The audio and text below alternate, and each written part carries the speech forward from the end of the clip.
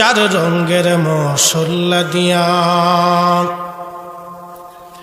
আগুন পানি মাটি বাতাস। ঘুমাই কিনা? ঘুমাই পড়ছো তুমি? আমি কি আপনি বই রয়েছে, আমি কি ঘটনাটা কি? ও ভিডিও করতেছস? পুরে সর্বনাশ। আগুন পানি মাটি বাতাস একই যোগে করিয়া প্রকাশ, দেখিলি না তুই কইরা তালাশ, ওরে দেখিলি না তুই কইরা তালাশ, কোন জায়গা সে মহাজন না। কিন্তু আমার নবীজি আঙ্গুলের ইশারা করে সূর্য উঠাই দিয়েছিলেন। হযরতে আলী রাদিয়াল্লাহু আনহু কোলের মধ্যে ঘুমিয়েছিলেন। নবীজি ঘুমায়, হযরতে আলী রাদিয়াল্লাহু আনহু ঘুমিয়ে আছে। আলীর কোলে নবী ঘুমায়। হযরত আলীর সাহস হলো না নবীর ঘুম থেকে জাগাইতে। নবীজি বলেন, আলী রে তুমি কি আসর পড়ছো? আলী বলি, ইয়া রাসূলুল্লাহ না। বলে, আমার কেন জাগাও নাই? বলে, আমার সাহস হয় নাই নবীর ঘুমে ব্যাঘাত ঘটানো। আল্লাহ নবীজি সূর্যটাকে ডাক দিলেন, সূর্য আবার মানুষ মারে, আল্লাহ তাদের চোখ থেকে ঘুম কেড়ে নিয়ে যায়, তারা ঘুমাইতে পারে না। এই জন্য দেখবেন তারা নেশা করে। কি কথা কন না কেন? তারা নেশা করে। ভাইজান খুব মনোযোগ দেন। বর্তমানে পৃথিবীতে মানুষ আছে কয়শো কোটি? 800 কোটি। এই 800 কোটি মানুষের জন্য নিরাপত্তার জন্য সৈন্য আছে কত? বাংলাদেশের মতো একটা ছোট্ট দেশ, রিজার্ভ টিজার্ভ দিয়ে মনে করেন 5 থেকে 7 লক্ষ হবে।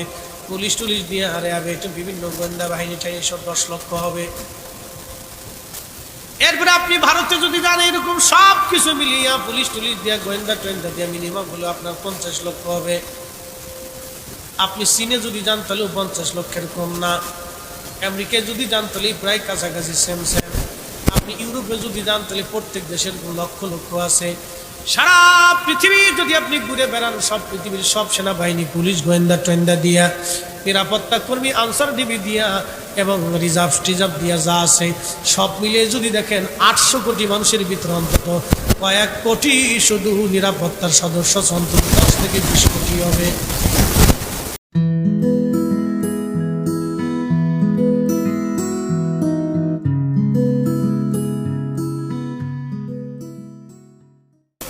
এক এক গ্রামে এক এক কোয়ালিটির নাম। আমরা এলাকায় একটা গ্রামের নাম হচ্ছে 10 রাজা, আর একটা গ্রামের নাম হচ্ছে গুড়াদা। এই গুড়াদার থেকে একজনের বউ পালাই চলে গেছে 10,000। এতে থানায় মামলা দিতে দেয়, স্যার লেখেন গুড়াদা থেকে বউ পালাইছে 10,000। চিন্তা করতে পারছেন? পুলিশ চাই দিছে, দারোগা সবকে বুঝে কোস না বুঝে কোস, স্যার বউ তো আমারটাই গেছে, আপনারটা তো গেছে না। লেখেন গোড়াদার থেকে বউ ফলাইছে 10,000। কি একটা জ্বালা! দাঁড়ানো বুঝে কোস না বুঝে, বুঝেই তো করতেছি। কই এক গ্রাম থেকে 10,000 বউ চলে গেল, কেউ দেখে না। স্যার গ্রামের নাম 10,000, তো গাত কবি গ্রামের নাম 10,000। বাদ হয়ে গেছে। আচ্ছা যাক, আগের যুগের মানুষের কাম কাজ এগুলো বিরাট ভেজালের কাজ। দেখবেন রাস্তা এরকম এরকম এরকম এরকম এরকম ভেজালের লোক ছিল, রাস্তা এরকম বেশি এরকম এরকম, তো বুঝবেন এলাকায় ভেজাল আছে। তোর কারণ কি? রাস্তা সোজাসুজি দিচ্ছে না, আমার জমি নিয়ে হেঁটে লইছি, আর কি করবো? তাই এখান তো অদ্দূর দেখ, উনি আমার হেঁটে লইছে। তার মানে এলাকার ওই আলগা আগে যারা ছিল এরকম নেটাবাজ ভেজালের লোক ছিল এরকম। কি যে একটা মহা মুশকিল, মুশকিলের কোনো শেষ নেই। খুব মনোযোগ দিন। এত কুত্তা কিন্তু পুলিশ নাই। বাদে মনসুরের উত্তর পাড়ার কুত্তার ও দক্ষিণ পাড়ার কুত্তার গ্রুপ আছে। একে এই পাশে এক গ্রুপের এখানে লিডার আছে, এই পাশে এক গ্রুপের লিডার আছে। দেখবেন মারামারি হয়, দুই গ্রুপের বিরাট বড় যুদ্ধ হয়, আঠালাঠি গুতাগুতি ফালাফালি লাফালাফি কামড়া কামড়ি, কিন্তু রক্ত বেরোয় না। কি কথা কন না কেন? অন্তত সপ্তাহে 2-4 বার তো হয়, বিরাট যুদ্ধ। এই গ্রুপ ওই এলাকায় ঢুকতে দেয় না, ওই এলাকার গ্রুপ এই এলাকার ভিতরে ঢুকতে দেয় না। দেখবেন বিরাট যুদ্ধ আর ধমকাধমকি, হাট হাট হাট আসবি না, হাই হাই হাই হাই চিল্লা পাল্লা করে কামড় দিতে যায় কিন্তু কামড় দেয় না, মুখ দিয়ে ধাক্কা দেয়। আল্লাহু আকবার, দেখছেন আল্লাহর কি সৃষ্টি হলো, ওদেরকে আল্লাহ সীমানা দিয়ে দিয়েছে। আর আমরা মানুষ মারামারি লাগলেই খুন হয়ে যায়। কি কথা কর না কে? তার মানে কুত্তার চাইতে আমরা নিকৃষ্ট হয়েছি। জীবনে দেখছেন গরু গরু মারামারি করে মার্ডার করছে, দেখেন মানুষ মানুষ মারামারি করে মার্ডার। কোরআন বলতেছে মান কতালা নাফসান বিগাইরি নাফসিন আও ফাসাদিন ফিল আরদি ফাকান্নামা কাতালান নাস জামিআ। এ মানুষ জাতি, এক মানুষ আর এক মানুষকে তোমরা নিরাপরাধ মানুষকে যদি মারো, হিন্দু না বৌদ্ধ, খ্রিস্টান না নাসারা, কোরআন এটা বলে নাই তুমি যে কোনো মানুষকে যদি মারো সে নিরাপরাধ। যে কোনো নিরাপরাধ তুমি মানুষ যদি হত্যা করো, কোরআন বলে তামাম দুনিয়ার মানুষ মেরে ফেললে যে অপরাধ, একজন নিরাপরাধ মানুষ মেরে ফেললে সেই অপরাধ। বনি ইসরায়েলের ওই লোকটা 99 জন মানুষ মেরে ফেললো। মানুষ মারার পরে তার অন্তরের মধ্যে তো আসছে, হাই হাই আমি 99 জন মানুষ মেরে ফেললাম, আমার উপায় কি হবে, আমি এত বড় ভুল করছি। দৌড়ায় দেখে এক পাদ্রী রাস্তা দিয়ে হাইটে যায়, পাদ্রীর ডাক দেখে হুজুর একটু দাঁড়ান। বলে কি হয়েছে বলেন? আমি 99 জন মানুষ মারছি, এরকম নিরাপরাধ এরকম এরকম করে হত্যা করে জঘন্যভাবে। আল্লাহ কি আমারে মাফ করবে নি? আমার মাফের নেশা লাগছে, আমি মাফ চাই, তওবা করতে চাই। পাদ্রী ভুল ফতোয়া দিয়ে বলল, আল্লাহর বান্দা তুই 99 জন মানুষ মেরে খুন কইরা মাফ চাইতে চাও, তোরে আল্লাহ মাফ করবে না। তখন এই খুনি ডাক ডাকে, হুজুর যেহেতু আল্লাহ আমারে মাফ করবেই না, তাহলে আজকে তোরেও খাইছি। দর্শক যাইতে আজকে তোরে খাইছি, মাফ যেহেতু করবি না, তুই ফতোয়া দিছোস, তাহলে আজকে তোরে সাইজ করি হিসাবে দাঁড়া। আমরা দেশে একদল আছে খালি ফতোয়া বাড়ে, খালি ফতোয়া বাড়ে। কি কথা কর দেখেন, খালি ফতোয়া বাড়ে। তুই এই লোকে আজকে তোর বাটাম সালাম দিয়ে নি, বাটাম সালাম দিবার যে ওইটা মনে গেছে, মারছে তো মারছে, হুজুর মারছে, মারলে তো একটা আরো অন্তরের ভিতরে অশান্তি, নিরাপরাধ মানুষ অন্তরে আবার তো মারছে, আহা কি ভুল করলাম, কি অপরাধ আমি করলাম। আবার দৌড়াচ্ছে, কোথায় গেলে মাপ পাওয়া যায়, কেমনি কি করবে, পাগলের মতো হয়ে গেছে। দৌড়ায় যায়, দেখে এক আবেদ বান্দা, এক বুজুর্গ আর একজন আলেম, সে আল্লাহর ইবাদতে বল দেখ কাছে যায়, বলতেছে হুজুর আমি 100 জন মানুষ মারছি, শেষ সময় একজন পাদ্রীও মেরে ফেলছি, এরকম এরকম নিরাপরাধ মানুষ, আল্লাহ কি আমার মাফ করবে? এই বুজুর্গ কাছে বসে বললেন, আল্লাহর বান্দা চিন্তা করার হুকুম দিয়েছেন, ঘোষণা দিয়েছেন, তোমার আল্লাহ মাফ করে দিবে। খুশিতে আত্মহারা হয়ে বলল, হুজুর বলেন কোন জায়গা গেলে কেমনে গেলে মাফ পাবো? বললো তুমি এখান থেকে রওনা দাও, অমুক কারিয়ায় গ্রামে দেখবা আল্লাহর কিছু বুজুর্গ বান্দা বসে আছে আল্লাহর ইবাদতের অর্থ, তুমি তাদের মজলিসে বইসা আল্লাহর কাছে মাফ চাও, আল্লাহ তোমারে মাফ করে দেবে। হ্যাঁ না, চিৎকার মেরে বলেন আল্লাহু আকবার। এই জন্য মানুষ অলির মজলিসে, আমাদের দেশে কিছু বলদ আছে বুঝে না, খালি শিরিক আর বেদাতের ফতোয়া হয়, এই জন্য মানুষ অলির মজলিসে যায়। ইয়া আইয়ুহাল্লাযীনা আমানুত্তাকুল্লাহ যাও বসো অলির মজলিসে, বসে তুমি ইস্তিগফার করো, তওবা ফিরে আসো তুমি আল্লাহ। এক জমানে সবতে বা আউলিয়া বেহতর সদুসলে তোত বেরিয়া খাকো সোমর দানে হকর আজিরে পা খাকো বরসর কুম হাসদ রাহম সোমা দিদান দানা ইবাদত ইবাদ ফতেহ আবওয়াব সাদ ইবাদ কর তু সঙ্গে খারা ওমর মরসবি শুভ সাহেব দিল রুসি গহর ছবি। আল্লামা জালালউদ্দিন রুমি রাহমাতুল্লাহ আলাইহি।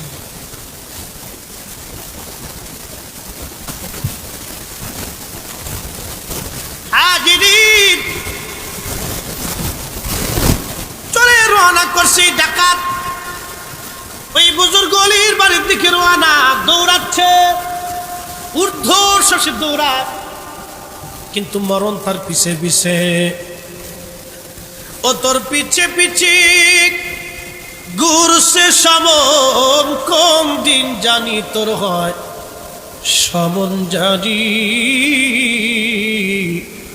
দেখ না মন ঝাঁক মারি দুনিয়াদারি, ভাই বন্ধু আপন জনা সঙ্গে তোমার কেউ যাবে না রে।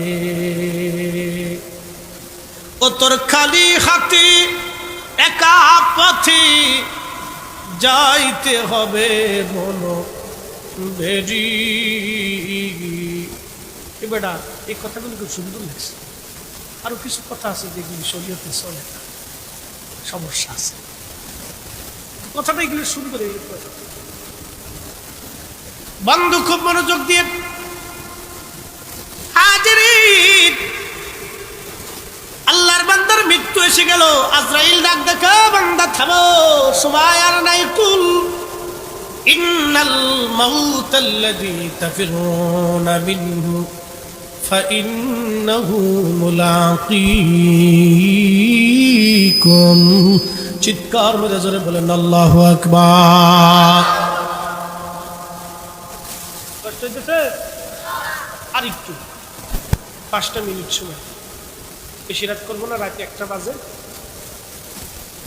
ও সারা রাত করতে গেলে আমুল শেষ, আপনারও শেষ।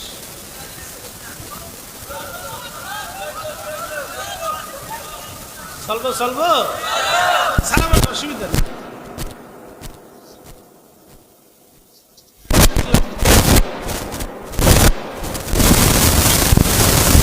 যাহা করতো আমি তার সামনে সব, দেখো তুমি কি করে আসছো।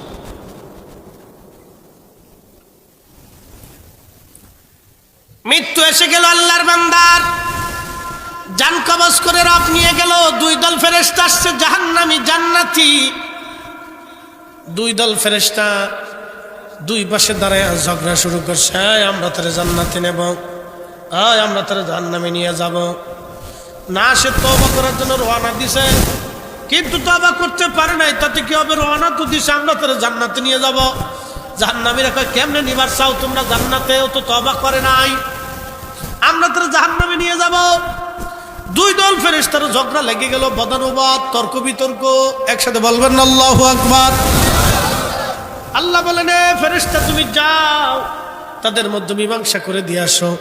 আরেকজন ফেরেশতা এসে বলতেছে, আল্লাহর বান্দারা, ফেরেশতারা তোমরা কি নিয়ে ঝগড়া করো? ফেরেশতারা বলে, দেখো ওই বান্দা তওবা করার জন্য অমুক বুজুর্গের ওখান থেকে রওনা দিয়া ওই কারিয়ার বুজুর্গদের কাছে যাওয়ার রওনা করছিল, কিন্তু পথেই সে মারা গেছে, এই জন্য আমরা তার জান্নাতে নিয়ে যাব। জাহান্নামী ফেরেশতারা কয়, না সে তো যাইতে পারে না, এই জন্য জাহান্নামে নিয়ে যাব।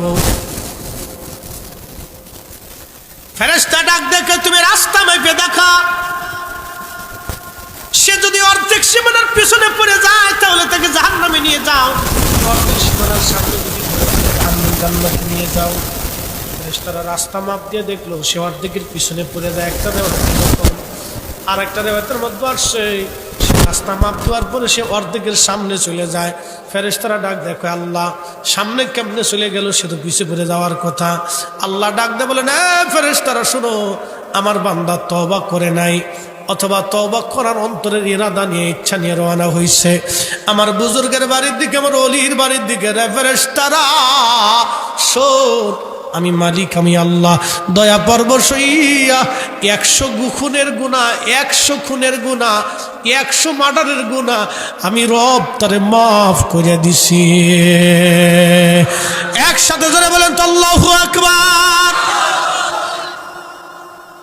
তাহলে মাফ হবে? আস্তে কোনকে মাফ হবে? মাফ হবে? মাফ পাওয়ার বাসনা থাকলে সে হবে। কথা ঠিক কি না? মাফ পাওয়ার ইচ্ছা থাকতে হবে, মালিকের দরবারে তওবা করতে হবে, আল্লাহর কাছে রোনাজারি করতে হবে, আল্লাহ মাফ করে দে। এই যে বরাতের রাত্রে মানুষ আল্লাহর কাছে কান্নাকাটি করে না? একদল আসে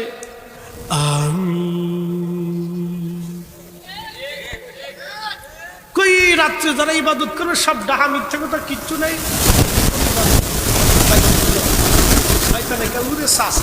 তুই থাকতে আমার আর কোনো কাজ নাই। কি কথা কর না কে বাইরে? আল্লাহ কোন রাত্রে বান্দারা মাফ করবে আমরা জানি, আমরা জানি। এবার একটা আপনাদেরকে কৌশল, আমার অনেক দিন আগে আমি এটা লিখে রাখছিলাম, আমার ব্যাগের ভিতর ছিল, দেখি আছে। আজ থেকে 1200 বছর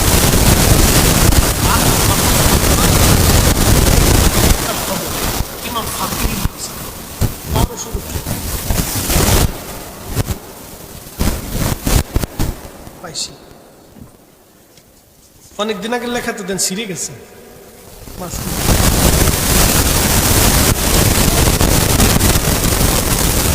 থেকে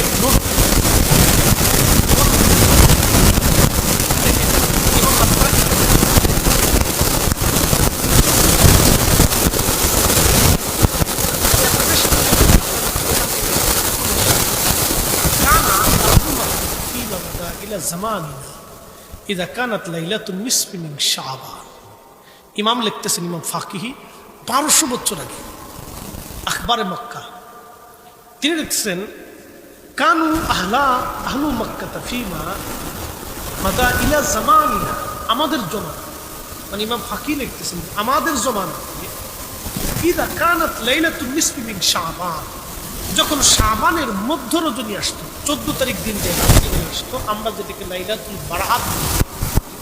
কেন বলি?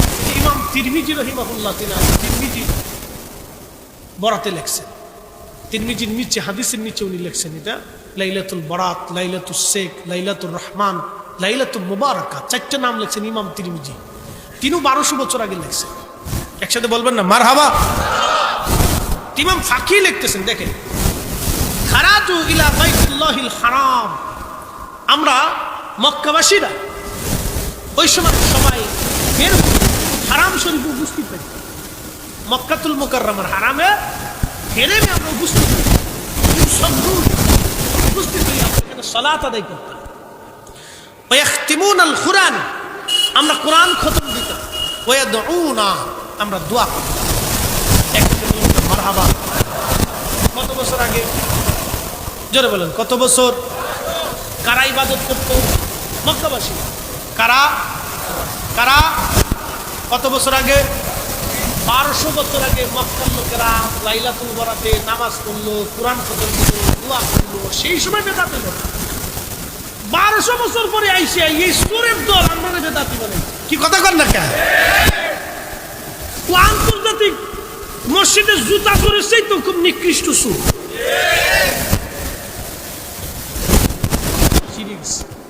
থাকে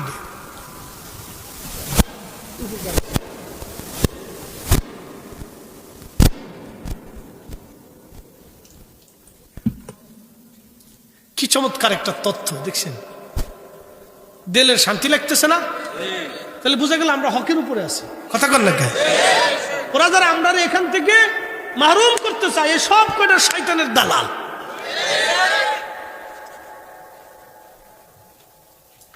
ওরা যতই ফতোয়া দিক, লাইলাতুল বারাতের রাত আসলে মক্কাতে লক্ষ লক্ষ মানুষ উপস্থিত হয়, অথচ শায়েখরা ফতোয়া দিয়ে কাজ হয় না। মদিনাতে মানুষ বেড়ে যায়, সারা দুনিয়ার মসজিদে মসজিদে লাখে লাখে কোটি কোটি মুসল্লি বেড়ে যায়। ফতোয়ার বিদ্যাঙ্গুরি গোষ্ঠী কিলায়।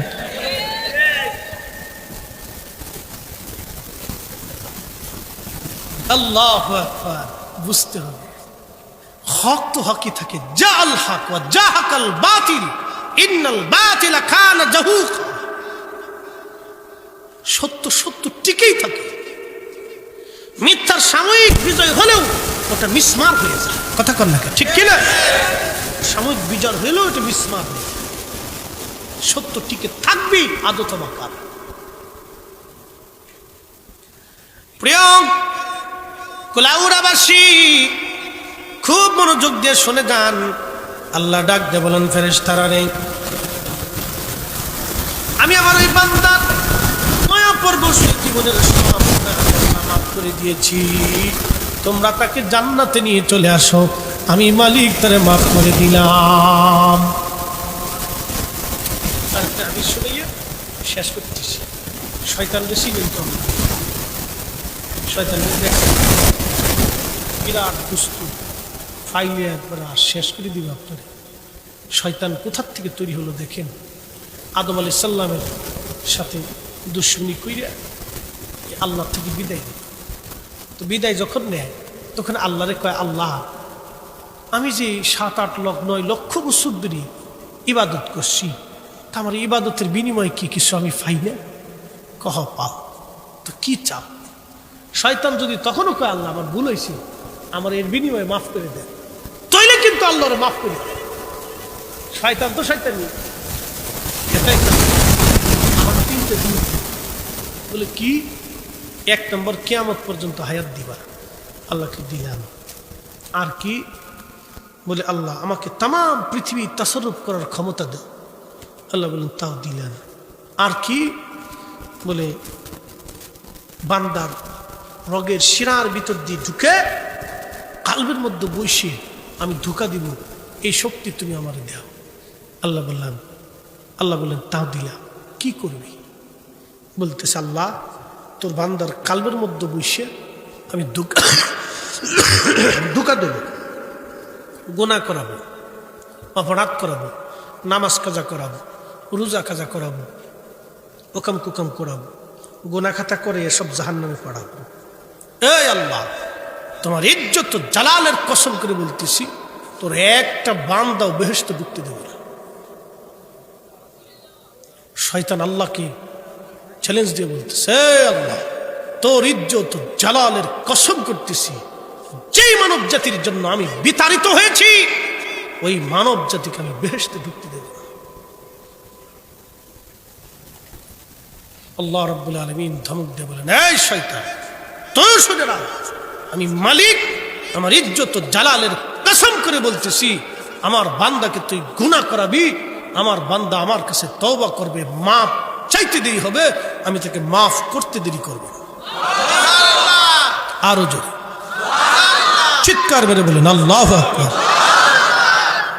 আল্লাহ আল্লাহ বলে ডাকি মাওলা শোনো না, আল্লাহ আল্লাহ বলে ডাকি মাওলা শোনো না, না জানি কই রাশি আমরা কি গুনার বোঝা মাথাইলো, ইয়া আল্লাহ ডাকতেছি গুনার বোঝা মাথাইলো, ইয়া আল্লাহ কান্তেছি মাফ কইরা দাও মাবুদ মওলা এলাহি, মাফ কইরা দাও মাবুদ মওলা এলাহি। আহা, মালিক আমাদেরকে ক্ষমার ঘোষণা দিচ্ছেন, অতএব চিন্তিত হবেন না, অধিক পরিমাণে ইস্তিগফার করবেন। একটা কথা, একটা আমল আপনাদেরকে শিখে যাই, অধিক পরিমাণে ইস্তিগফার করবেন, আপনার দিলের প্রশান্তি আসবে, অন্তরের শান্তি আসবে, শরীর পাতলা হয়ে যাবে। কিয়ামতের ময়দানে বলতে পারবেন, আল্লাহ আমি তো মাফ চাইছিলাম, তুমি তো দয়ার সাগর, ক্ষমার ঘোষণা দিছিলে, সুযোগ নিয়ে যাবে, বুঝতে পারছেন? আর যদি মাফ সাফ না চান তো কিছু তো কইতে পারবেন না কিয়ামতের মধ্যে। অধিক পরিমাণে ইস্তিগফার। এই জন্য আল্লাহ রাসূল বলতেন, উম্মত রে আমি প্রত্যেক দিন 70 বার ইস্তিগফার করি। নবীর জীবনে কিন্তু কোনো গুনাহ নাই, গুনাহ আছে, কোনো অপরাধ ছিল না, তারপরেও আল্লাহর কাছে ইস্তিগফার করতেন। কারণ কি? এটা আল্লাহর সাথে তার একটা প্রেমের সম্পর্ক ছিল। তো নবীজি যদি 70 বার করতে পারে, তাহলে আমরাও এরকম 70 বারের মতো আমাদের করা উচিত। ইয়া রব, ভুল হয়ে গেছে, আল্লাহ আস্তাগফিরুল্লাহ রাব্বি, আস্তাগফিরুল্লাহ রাব্বি, আস্তাগফিরুল্লাহ রাব্বি, আস্তাগফিরুল্লাহ ইন্নাল্লাহ গফুরুর রহিম। ইস্তিগফার করবেন আল্লাহর কাছে, আল্লাহ ভুল হয়ে গেছে, অপরাধ হয়ে গেছে, মাফ করে দেন। এই জন্য আমাদের এই সিলেটে আপনাদের একটা দিক আমার কাছে খুব ভালো লাগে, আপনারা অধিক দোয়া কামনা করেন। উলামা ইকরাম গেলে, বাড়িতে গেলে দোয়া করান, হুজুর একটু দোয়া করে দেন, সাহেব একটু দোয়া করে দেন, অথবা যেখানে হোক সাহেব একটু দোয়া করে দেন। এই যে দোয়ার সময় তো একটু না একটু হয়, রব্বানা যালামনা আনফুসানা ওয়া ইল্লাম তাগফির লানা, হে রব আমরা তো আমাদের নফসের সাথে জুলুম করছি, আপনি আমাদের মাফ করে দেন। দোয়ার ভিতরে আল্লাহর কাছে বান্দা ক্ষমা চায় না, ক্ষমা চায়। এটা অনেক ভালো একটা দিক। আমরা বিশ্ব জাকের মঞ্জিলেও এই দিকটাও আমার কাছে খুব ভালো লাগছে। প্রত্যেক নামাজে, নফল নামাজের পরে, ফাতিহার পরে দোয়া হয়, ই আল্লাহ আপনি মাফ করে দেন, মুরব্বীরা যারা কবরে গেছে তাদেরকে মাফ করে দেন, পূর্ববর্তী বুজুর্গরা যারা কবরে গেছে তাদের কবরে হাদিয়া পাঠান, আমাদের পক্ষ থেকে কিছু নাজরানা হাদিয়া তাদের কাছে পাঠান, আমাদেরকে মাফ করে দেন। এগুলো একটা ভালো দিক, বুঝতে পারছেন? যারা বেদাত খুঁজে তাদের চোখে সমস্যা না হয়, অন্তরের সমস্যা। কথা কোন ঠিক কিনা? বান্দার দায়িত্ব হচ্ছে আল্লাহর কাছে ক্ষমা চাওয়া, ক্ষমা করা আল্লাহর কাজ। আল্লাহ ক্ষমাকে ভালোবাসে। আজকে একটা হাদিস আপনাদেরকে শোনে, এটা গোপন হাদিস, বলা ঠিক না, সহিহ মুসলিমের একটা হাদিস। আল্লাহ রসুল নবীজি বলতেছে, ও আমার উম্মতেরা, তোমরা যদি গুনাহ না করতে তো আল্লাহ একটা তোমাদেরকে ধ্বংস করি, আল্লাহ আর একটা জাতি বানায় গুনাহ করে আল্লাহ মাফ করতো, গুনাহ করাইয়া আল্লাহ মাফ করাইতো।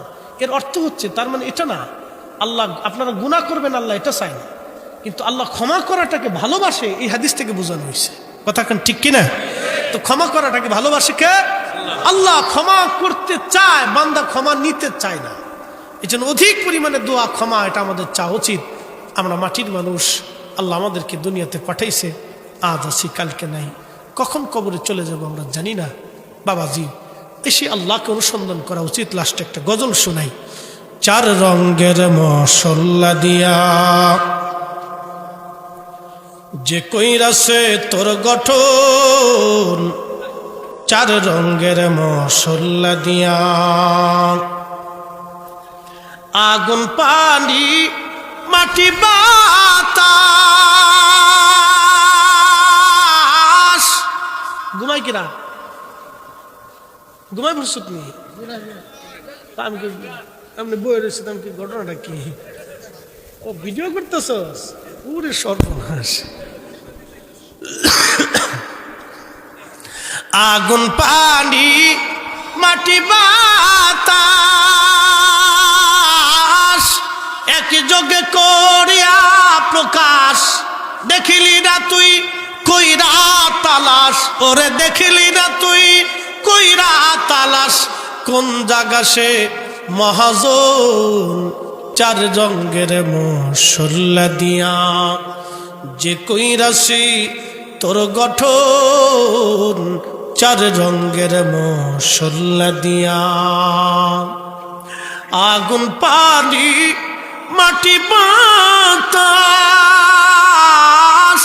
একই যোগে করিয়া প্রকাশ, দেখিলি না তুই কইরা তালাশ, ওরে দেখিলি না তুই কইরা তালাশ, কোন জায়গা সে মহাজন, চার রঙের মশলা দিয়া যে কইরাছি তোর গঠন, চার রঙের মশলা দিয়া। মানুষকে আল্লাহ আগুন, পানি, মাটি, বাতাস, চারটে পদার্থ দিয়ে তৈরি করছে। দেহের ভিতরে মাটির অংশ আছে, পানির অংশ আছে, আগুনের অংশ আছে। তাপমাত্রা যত শীতই পড়ুক, মানুষের শরীরটাকে আল্লাহ গরম করে রাখে, ঠিক কিনা? মাটি ঠান্ডা হয়, গাছ ঠান্ডা হয়ে যায়, বিল্ডিং ঠান্ডা হয়ে যায়, কিন্তু মানুষের শরীরের ভিতরটাকে আল্লাহ গরম করে।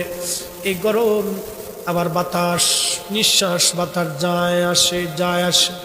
এই জন্য কবি লিখছেন, খাসার ভিতর চিন পাখি কেমনে আসে যায়।